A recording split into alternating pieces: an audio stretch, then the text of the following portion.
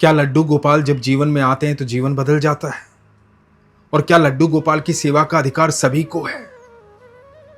आइए इस प्रसंग से जानते हैं। बड़ा ही अद्भुत प्रसंग है, बड़े ध्यान से सुनिएगा। हरे कृष्ण दोस्तों, मैं हूं अनुज शर्मा। बात काफी समय पहले की है।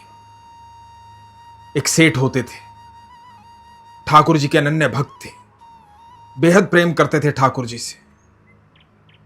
सुबह शाम दिन रात हर बात के लिए ठाकुर जी का धन्यवाद करते थे। एक बार एक संत से मिले। उन संत से कहा कि मैं ठाकुर जी की सेवा करना चाहता हूं, ठाकुर जी के साथ रहना चाहता हूं, हर पल ठाकुर जी से बातें करना चाहता हूं।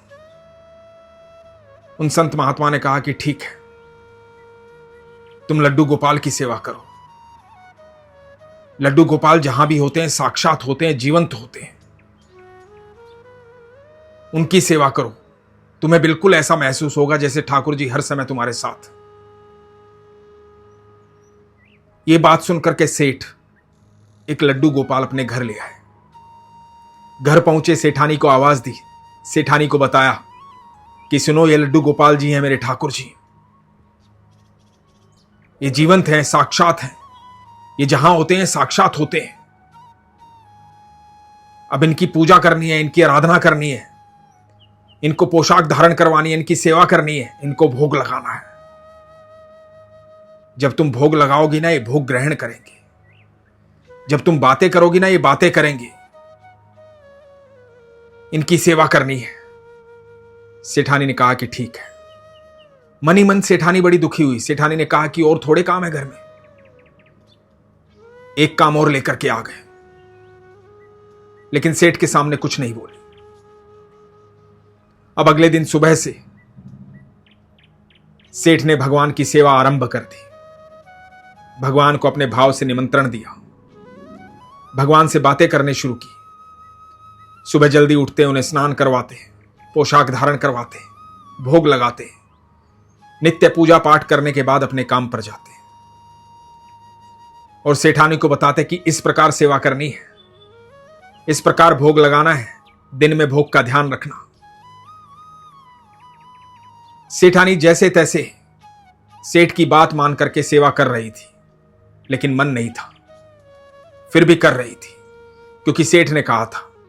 सेठ जी सुबह घर से जाते तो ठाकुर जी को बता के जाते। सेठ जी आते तो आकर के ठाकुर जी को सारी दिनचर्या बताते। सेठ जी को बड़ा आनंद आ रहा था। ऐसा लग रहा था कि रोज भगवान से बातें करते हैं, भगवान के सानिध्य में बैठते हैं, भगवान को भोग लगाते हैं। सेठानी देखती थी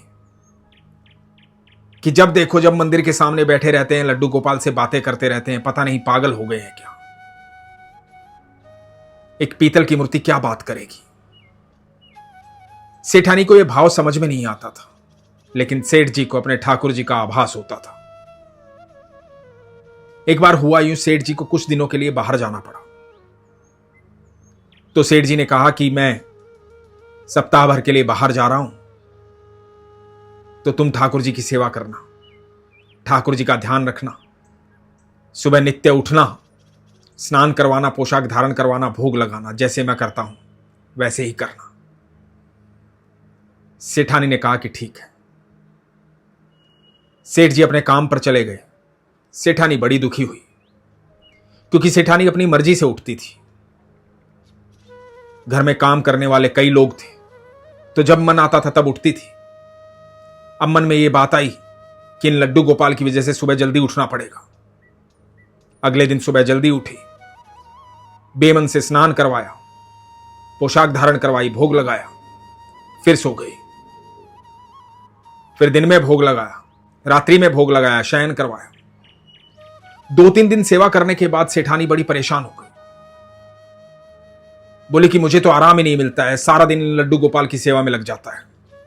कभी ये बनाओ, कभी वो बनाओ, कभी ऐसा भोग लगाओ, कभी वैसा भोग लगाओ, स्नान करवाओ, शयन करवाओ। बड़ी परेशान हो गई। गुस्से में आकर के लड्डू गोपाल को उठाया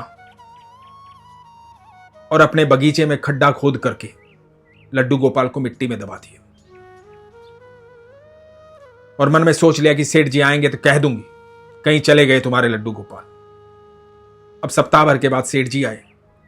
जब सेठ जी घर पे आए तो सेठ जी आते ही सबसे पहले लड्डू गोपाल के पास गए, अपने ठाकुर जी के पास गए। जाकर देखा कि मंदिर में ठाकुर जी नहीं है, तो सेठानी से पूछा कि ठाकुर जी कहां है, मेरे लड्डू गोपाल कहां है, कहां विराजमान है वो। सेठानी ने कहा कि 2 दिन हो गए, लड्डू गोपाल तो यहां नहीं है। सेठ जी ने कहा यहां नहीं है मतलब? सेठानी ने कहा कि 2 दिन हो गए, पता नहीं कहां चले गए, हो सकता है हमसे नाराज हो गए हो। आप ही तो कह रहे थे वो जीवंत है, साक्षात है, अपनी मर्जी से कहीं चले गए, पता नहीं कहां चले गए। ये बात सुनकर के सेठ जी सदमे में आ गए, बड़े दुखी हो गए। बोले ऐसे कैसे कहीं जा सकते हैं। इधर उधर देखा, ढूंढा, कहीं लड्डू गोपाल नहीं मिले। कई दिन बीत गए थे, सेठ जी का खाना पीना भी छूट गया था। मायूस रहते थे, उदास रहते थे, किसी को कुछ कहते नहीं थे। इधर एक दिन हुआ यूं कि सेठ जी के बगीचे में जो माली काम करता था, वो माली बगीचे की खुदाई कर रहा था। सेठ जी घर पर नहीं थे। खुदाई करते करते एक जगह जाकर के उसने देखा, खुदाई में लड्डू गोपाल निकले। जब खुदाई में लड्डू गोपाल निकले तो माली बड़ा हैरान हो गया कि वाह, धरती से भगवान निकले। भाग करके ये खुशखबरी देने के लिए सेठानी के पास गया। सेठानी के पास जाकर के बोला, मालकिन, हमारे बगीचे में भगवान निकले हैं, लड्डू गोपाल निकले हैं, स्वयं भगवान आए हैं। ये बात सुनकर के सेठानी हड़बड़ा गई, एकदम घबरा गई, जोर से चिल्ला करके बोली, कहां बगीचे में निकले हैं, तुम्हें कहां से मिले। माली ने कहा कि मैं वहां खुदाई कर रहा था। किसने कहा था खुदाई करने के लिए? तुम बिना पूछे ये खुदाई उदाई क्यों करते हो? तुम उतना काम किया करो ना जितना बताया जाए। सारा खोद के रख दिया यहां पे, किससे पूछा था, किसने कहा था? माली एकदम घबरा गया। सेठानी बोली कि तुम ढंग से काम नहीं करते हो, जाओ यहां से, आज के बाद मत आना। माली की समझ में कुछ नहीं आया। माली जाने लगा। जब माली जाने लगा तो सेठानी ने कहा, सुनो, ये जो तुम्हारे भगवान निकले हैं ना धरती में, इनको भी तुम ले जाओ, अपने पास रख लेना, ले जाओ अपने लड्डू गोपाल को।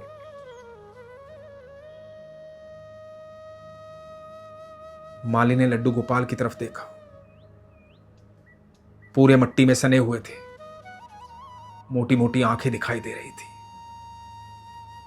होठ दिखाई दे रहे थे। ऐसा लग रहा था जैसे लड्डू गोपाल मुस्कुरा रहे हो माली को देख करके। माली ने लड्डू गोपाल को लिया और सेठ के घर से आ गया, अपने घर पहुंचा। अपने घर पहुंचा और जाकर के अपनी पत्नी को आवाज दी कि सुनो, देखो कौन आया है। पत्नी आई, कौन आया है? देखो, तुम भगवान से इतनी प्रार्थना करती थी ना कि हमें संतान नहीं है, हमें संतान नहीं है, हमें संतान दे दो भगवान। भगवान स्वयं आ गए हैं हमारी संतान बन करके। लड्डू गोपाल आए हैं, मुझे मिले हैं, स्वयं आए हैं, अपनी इच्छा से आए हैं। माली की पत्नी ने देखा मिट्टी में सने हुए लड्डू गोपाल, मोटी मोटी आंखें दिखाई दे रही हैं, चेहरे पर सुंदर मुस्कुराहट दिखाई दे रही है, पूरे मिट्टी में सने हुए हैं, बड़े सुंदर लग रहे हैं। माली की पत्नी ने अपने हाथों में लिया और कहा कि कितने सुंदर हैं ये, कितने प्यारे हैं ये। माली ने कहा कि मैं स्नान करवा के लाता हूं, और लड्डू गोपाल को लेकर के माली स्नान करवाने गया। पहले लड्डू गोपाल के ऊपर से मिट्टी उतारी, मिट्टी एक तरफ रखी, लड्डू गोपाल को स्नान करवाया और अपनी पत्नी के हाथों में दिया और कहा कि इनको पोशाक धारण करवानी पड़ेगी, भोग लगाना पड़ेगा, इनकी सेवा करनी पड़ेगी, लड्डू गोपाल है। पत्नी ने कहा कि बहुत अच्छे से जानती हूं, हमें इनकी सेवा करनी पड़ेगी, ये सेवा का अवसर हमें दिया है, हम बहुत भाग्यशाली हैं, भगवान ने अपनी सेवा के लिए हमें चुना है। माली ने अपनी पत्नी से कहा कि ये जो मिट्टी इनके ऊपर से उतरी है, इसका क्या करूं? पत्नी ने कहा कि अपनी छोटी सी बगीची है ना, उसमें डाल दो। और माली ने वो मिट्टी उठाई, अपने घर के बाहर की छोटी सी बगीची में डाल दी। माली अंदर आया। माली ने कहा, बस एक बात की चिंता है, एक बात तुम्हें नहीं बताई। मुझे लड्डू गोपाल तो मिल गए, लेकिन नौकरी से निकाल दिया। अब मेरे पास कोई नौकरी नहीं है, कोई काम धंधा नहीं है। समझ में नहीं आ रहा कैसे होगा। अब भगवान की सेवा कैसे करेंगे? इनको तो पोशाक धारण करवानी पड़ेगी, भोग लगाना पड़ेगा। कैसे होगा ये सब? पत्नी ने कहा कि ये परमेश्वर है, परम ऐश्वर्य के मालिक का भगवान है, ये खुद आए हैं, हमारा भाग्य भी लाए हैं, सब हो जाएगा, चिंता मत करो। उसके बाद भगवान की सेवा होने लगी। जैसा रूखा सूखा माली और उसकी पत्नी खाते थे, वैसा ही भोग लगाते थे। बड़ा प्रेम करते थे ठाकुर जी से, खूब सारी बातें करते थे। दोनों पति पत्नी को यह लगने लगा था कि हमारे घर में नन्हे लल्ला आए हैं, भगवान ने संतान दे दी है अपने रूप में। बेहद प्रेम करते थे भगवान से। थोड़ा बहुत इधर उधर जाकर के मालिक काम कर लेता था, कुछ पैसे कमा लेता था, उससे घर का गुजारा भी चल रहा था और लड्डू गोपाल की सेवा भी हो रही थी। थोड़े दिन बाद हुआ यूं कि मालिक की क्यारी में पौधे उगाए थे। पहले से भी काफी पौधे थे, कुछ पौधे नए उगाए थे। उन पौधों पर फूल लगाए थे। तो एक आदमी आया माली से मिलने के लिए। उसने माली को कहा, अरे ये फूल तूने उगाए हैं? तो माली ने कहा कि मेरा तो काम ही है फूल उगाना। हाँ, मैंने ही उगाए हैं। तुझे पता है कितना महंगा फूल है ये? माली ने कहा, कितना महंगा फूल है? बाजार में जा, बहुत महंगा फूल है ये। बाजार में लेकर जा और पूछ इसकी कीमत क्या है। वो आदमी ये बात कह करके चला गया। माली ने वो फूल बीने, बाजार में लेकर गया। पता लगा कि ये बहुत महंगा फूल है, ये विशेष फूल है, ये यहां कहीं आसपास उगता भी नहीं है। माली बड़ा हैरान हुआ। माली की समझ में नहीं आया, क्योंकि माली ने तो ये फूल नहीं बोया था। तो माली को ध्यान आया कि ये तो वही जगह है जहां लड्डू गोपाल की उतरी हुई मिट्टी मैंने डाली थी, वहीं पर यह फूल उगा है। अब माली ने इस फूल से बीज लिए, बीज लेकर के और बीज बो दिए।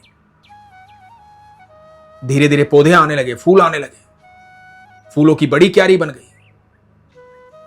अब फूल बेचता था और खूब धन आता था। धीरे धीरे फूलों का व्यापार होने लगा। यह फूल कहीं आसपास नहीं उगता था, सिर्फ माली की क्यारी में उगता था, माली के घर में उगता था, माली के छोटे से बगीचे में उगता था। अब वो बगीचा बड़ा हो गया था, घर बड़ा हो गया था, माली बड़ा धनवान हो गया था। घर में खुशियां ही खुशियां थी। माली, माली की पत्नी और लड्डू गोपाल, तीनों का एक छोटा सा और सुखी परिवार था। भगवान की आराधना में सारा समय जाता था। दिन रात सुबह शाम भगवान का धन्यवाद करते थे। जो कुछ थे लड्डू गोपाल की वजह से थे। एक दिन हुआ यूं, एक भिखारिन माली के घर के दरवाजे पर आई। माली अपने घर से बाहर निकल रहा था, काम पर जा रहा था। बड़ा आदमी बन गया था, बड़ा घर था। माली ने देखा कि जानी पहचानी है ये। उस महिला को ध्यान से देखा और फिर जाकर के उस भिखारिन को प्रणाम किया और कहा, मालकिन प्रणाम। उस भिखारिन ने देखा कि मालकिन? मैं कहां की मालकिन? मैं कौन मालकिन? कौन है तू? उस भिखारिन ने माली को नहीं पहचाना, क्योंकि माली बहुत बड़ा सेठ हो गया था। अच्छे कपड़े पहना हुआ था, बहुत अमीर लग रहा था। तो माली ने कहा कि मालकिन, मैं आपका माली, आपके यहां काम करता था, पहचाना आपने मुझे? और माली ने सारी बात बताई। तब भिखारिन ने सारी बात बताई। ये भिखारिन वही सेठानी थी। भिखारिन ने कहा कि जिस दिन तुम्हें निकाला था उस दिन के बाद तो जीवन नरक हो गया था। कुछ दिन बाद सेठ जी चले गए। सेठ जी अपने लड्डू गोपाल का वियोग सहन नहीं कर पाए। वो लड्डू गोपाल तुझे मिले नहीं थे, मैंने ही उनकी सेवा से परेशान होकर उनको मिट्टी में दबाया था। उसके बाद सारा जीवन पलट गया, सब कुछ बिक गया। दर दर की ठोकरें खा रही हूं, भिक्षा मांगकर गुजारा कर रही हूं, सब बर्बाद हो गया। लेकिन तुम तो बहुत बड़े आदमी बन गए। माली ने बताया, जिस दिन आपने मुझे निकाला था तो मैं अकेला वहां से नहीं आया था, मेरे साथ साक्षात परमेश्वर आए थे। और उस दिन से मेरा भी जीवन पलट गया। मेरे जीवन में सुख है, समृद्धि है, खुशियां हैं, प्रसन्नता है, आनंद है, परमानंद है, परमेश्वर है। मैं बहुत सुखी हूं। और अब आप भी चिंता ना करो, ठाकुर जी से मिलवाने वाली तो आप ही हैं। अब आप निश्चिंत रहो, आपको किसी प्रकार की कोई तकलीफ नहीं होगी। ये बात सुनकर के वो सेठानी जो अब भिक्षु हो गई थी, माली के सामने हाथ जोड़कर खड़ी थी। शरीर कांप रहा था, आंखों से अश्रु बह रहे थे, क्षमा मांग रही थी। माली कह रहा था, निश्चिंत हो जाओ, ये हमारा घर नहीं है, ये हमारे ठाकुर का घर है। इतने में माली की पत्नी भी आ गई थी। उसने भी हाथ जोड़कर सेठानी को प्रणाम किया और दोनों सेठानी को घर के अंदर लेकर गए, लड्डू गोपाल के दर्शन करवाए। दोस्तों, पहली बात तो ये है, लड्डू गोपाल की सेवा कोई अपनी मर्जी से नहीं कर सकता। जब तक भगवान की इच्छा नहीं होगी, ठाकुर जी की इच्छा नहीं होगी, सेवा तो बहुत दूर की बात है, कोई उनका नाम नहीं ले सकता। यदि आप लड्डू गोपाल की सेवा करते हैं तो यकीन मानना, आप ईश्वर के बेहद प्रिय हैं। ईश्वर आपसे सेवा लेना चाहते हैं। ईश्वर आपको अपने सानिध्य में रखना चाहते हैं। और दूसरी बात यह कि लड्डू गोपाल के आने से जीवन बदल जाता है। हां, बदल जाता है। क्यों बदल जाता है? क्योंकि भगवान श्री कृष्ण परमेश्वर हैं, परम ऐश्वर्य के मालिक। वो जहां भी होंगे ऐश्वर्य साथ होगा, वो जहां भी होंगे ऐश्वर्य होगा। जब भी आप भगवान का ध्यान करते हैं, भगवान के सानिध्य में रहते हैं, भगवान से प्रेम करते हैं, ठाकुर जी को अपने भाव से निमंत्रित करते हैं और संपूर्ण विश्वास रखते हैं, तो यकीन मानना, आपके जीवन में बदलाव होना तय है। आपका जीवन निरंतर बदलता जाएगा। लेकिन इसके लिए विश्वास होना चाहिए, प्रगाढ़ विश्वास। इसीलिए हमेशा कहता हूं, अपने विश्वास को मजबूत रखो, अपना ख्याल रखो। हरे कृष्ण।